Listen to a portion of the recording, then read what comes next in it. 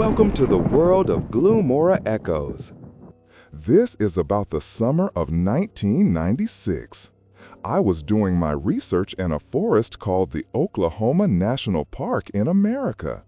I should tell you that this is a state where there are many tribes of Native American people. These people live in their tribes within the forests itself. Although good development has happened in these areas now, and most of their young people have started going out for studies and work, but even now, a good population of them is present in the forests. When I went to the forest for research, I used to interact with these tribes quite often. So once I found out about a snake clan here, snake clan meaning the lineage of snakes. So I came to know about a tale that was very famous among these tribes. Once a famine struck this forest. So some boys from this very tribe went to the distant mountains in search of food. These boys who had gone, they had gone in two groups. One group had gone to the upper hills, while the second group, which had only two boys, had gone down to an area where no one used to go. That area was very dangerous because there were many swamps and waterlogged areas everywhere. Not only that, the tribal people believed that it was forbidden for any human to go to that area. Why it was like that, no one knew. But when those two boys started going to that area, the tribal people tried very hard to stop them, asking them not to go, but they did not listen. A few days later, one of the boys returned, but the other boy did not come back. And this one boy who had returned had also changed. People used to say that the boy had turned into a snake. Every night after dark, he would transform into a snake, and then one night he too disappeared forever. People used to say that he had gone forever to the tribe of snakes that lived in that valley. When I heard all these things from their mouths, I did not laugh. I just felt a strange happiness, thinking how innocent these people are, who even in this day and age talk about such things.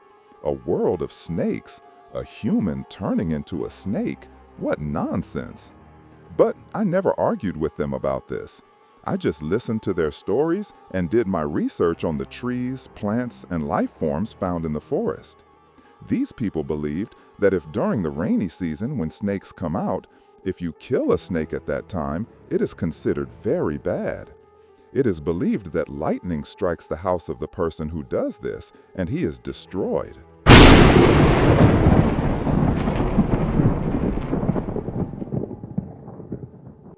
They believed in such disruptive things.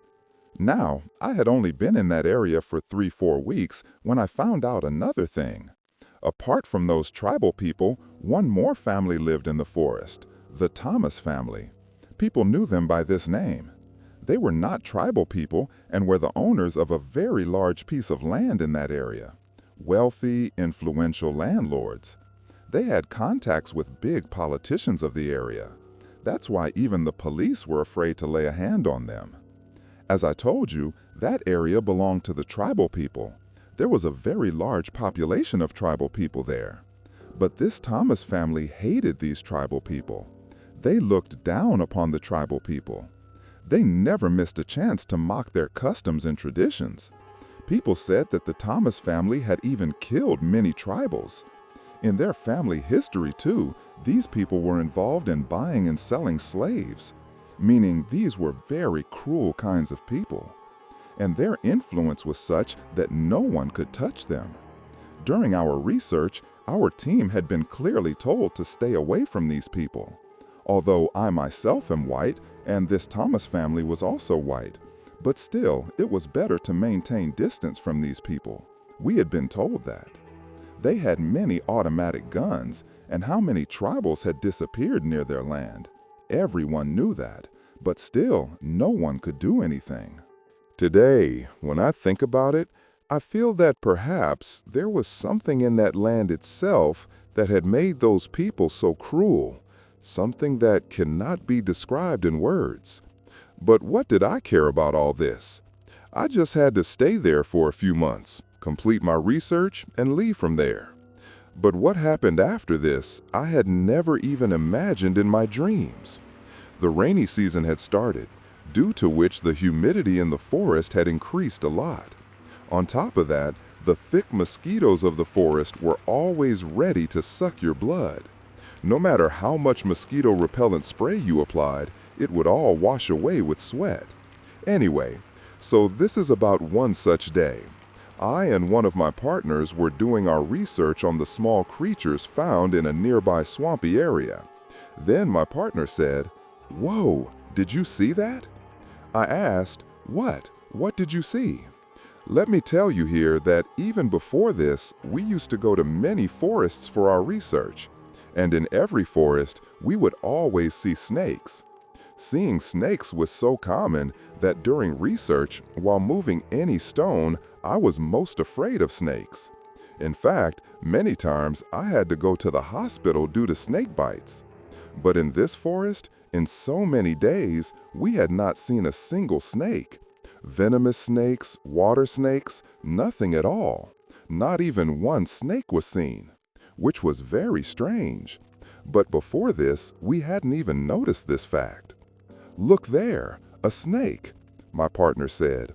Ahead, in the bushes, a very long snake was seen moving. And at that very moment, lightning flashed in the sky with a loud thunder.